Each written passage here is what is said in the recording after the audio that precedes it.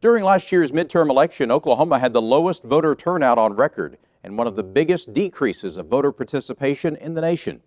Recent analysis shows the number of young registered voters has declined significantly in the last decade.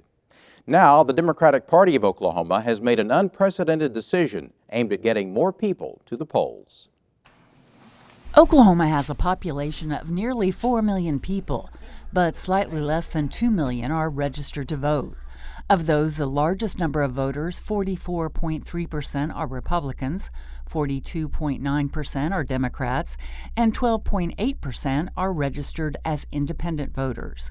The state election board has been tracking registered voters by party affiliation since 1960. Secretary of the election board, Paul Zierix, has examined the trend. I think you've seen over a two-decade period since about the mid-1990s a pretty significant growth in the number of independents, and at the same time you've seen Republicans grow and Democrats have declined. Randy Brogdon is chairman of the Oklahoma Republican Party.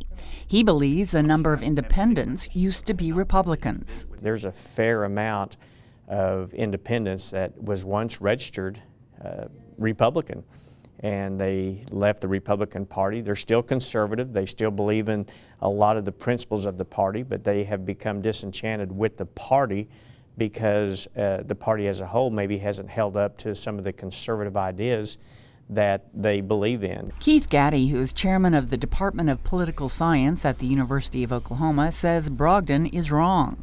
Do I think that's true? No. In fact, I think it's probably one of the silliest things I've ever heard. The independent voters are disproportionately new registrants, or they are former Democrats. Very few Republicans have been leaving the party to register as independents.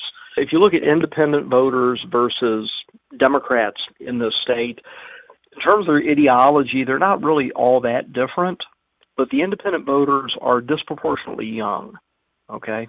But many young people in Oklahoma are turning their backs on politics. According to an analysis of election board data by the Tulsa World, the number of registered voters ages 18 to 24 has declined nearly 40% in the past decade. In 2005, there were 224,000 registered voters in that age bracket. This year, there are only about 138,000. Oklahoma Democratic Party Chair Mark Hammonds is disturbed by the Oklahoma voting trends. About 10% of the potential electorate has decided the elections in pretty much every seat in every election in the state of Oklahoma.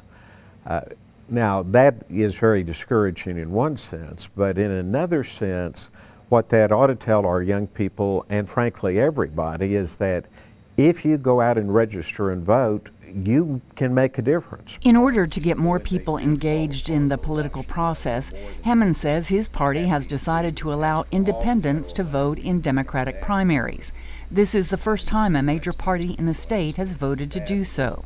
It's, to an extent, an experiment. It's a leap of faith. It's a belief that as an open party, if we show our openness to people who have not been captured by either of the major parties, that will reach more people, get more ideas, and get that group of people better involved in the process. Gaddy says it might be a wise political move.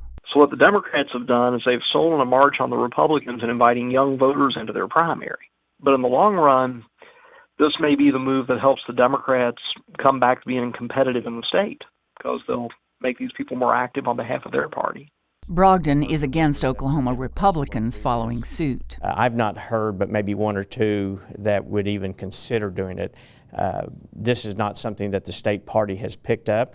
I'm assuming we may have that discussion at our next state committee. We will at least address it, but I have not heard a big groundswell. I think when you, like I said, when you choose up sides, you need to know what team you're playing on. Zierix says both parties have between November 1st through the 30th to notify the election board of their intent to allow independents to vote in their primaries. With the Democrats poised to make an official request in November, Zierix says they are in the preliminary planning stages. Well, I think first of all, there will be, potentially a significant cost associated with this. We're still crunching the numbers. But obviously, if you have a larger pool of voters eligible to vote in a particular primary election, more ballots will have to be printed. We don't have, those figures nailed down yet. Barring the need for a special election, independents will get to vote in Democratic primaries in the fall of 2016.